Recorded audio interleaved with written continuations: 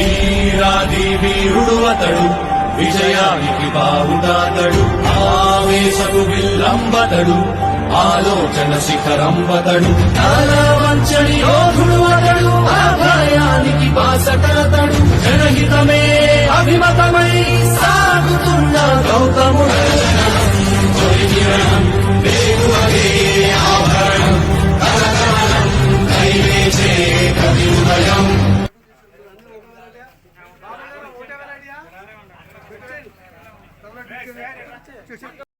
ఈరోజు 74వ జన్మదినం జరుపుకుంటున్న తెలుగుదేశం పార్టీ జాతీయ అధ్యక్షులు శ్రీ నారా చంద్రబాబు నాయుడు గారికి కోడూరు మండలం తెలుగుదేశం పార్టీ తరఫున హార్దిక శుభాకాంక్షలు తెలియజేస్తూ నిన్ను నూరేళ్ళు మీరు జీవించాలని, అలాగే రాష్ట్రాన్ని దిశ నిర్దేశం చేస్తూ మంచి అభివృద్ధి పదంలో నడిపించడానికి 2024లో అత్యధిక మెజార్టీతో గెలిచి అధికారంలోకి రావాలని ఆకాంక్షిస్తూ హృదయపూర్వక శుభాకాంక్షలు తెలియజేస్తున్నాము. తెలుగుదేశం పార్టీ కోడూరు మండలం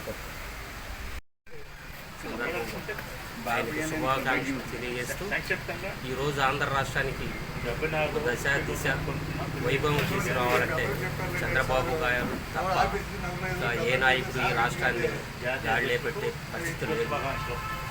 ఇలాంటి క్లిష్ట పరిస్థితుల్లో ఈ రాష్ట్రానికి చంద్రబాబు ముఖ్యమంత్రి కావాల్సిన పరిస్థితి ఉంది. కాబట్టి రాష్ట్ర ప్రజలందరూ ఆయన నాయకత్వానికి పూర్తి మద్దతు ఇస్తూ ఆయన ముఖ్యమంత్రిగా ప్రమాణం చేయడానికి ప్రతి ఆంధ్ర పౌరుడు తమ వంతు కృషి చేయాలని ఈ సందర్భంగా రాష్ట్ర ప్రజలందరికీ విజ్ఞప్తి చేస్తూ సెలవు.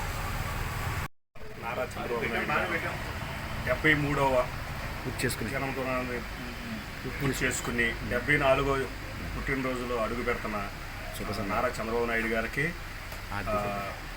అవనగడ్డ నియోజకవర్గం నుంచి ఆర్థిక శుభాకాంక్షలు తెలియపరుస్తూ రాబోయే ఈ 2024లో మళ్ళీ ముఖ్యమంత్రిగా ఆయన అడుగుపెట్టి ఎన్డీఏ కూటమిలో ముఖ్యమంత్రిగా ప్రమాణ స్వీకారం చేసి ఆంధ్ర రాష్ట్ర ప్రజలకి దిశ నిర్దేశించి మంచి భవిష్యత్తుని, యువతకి అందరికీ మంచి భవిష్యత్తుని ఇస్తాడని చెప్పి ఆయనకి నిండు నూరేళ్లు వర్ధిల్లాలని శుభాకాంక్షలు తెలియజేస్తూ అవనగడ్డ నియోజకవర్గం కోడూరు మండలం.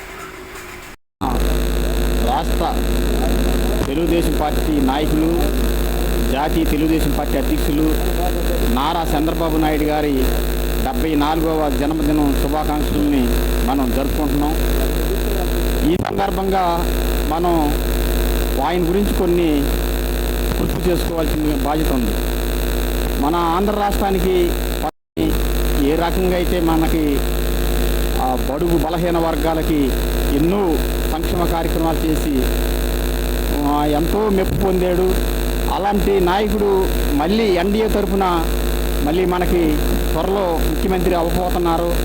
ఆయన్ని మనం ఆయన ముఖ్యమంత్రి అయ్యే వరకు కూడా మనమంతా కూడా శ్రమించి ఆయన్ని ముఖ్యమంత్రి చేసుకోవాలని కోరుకుంటూ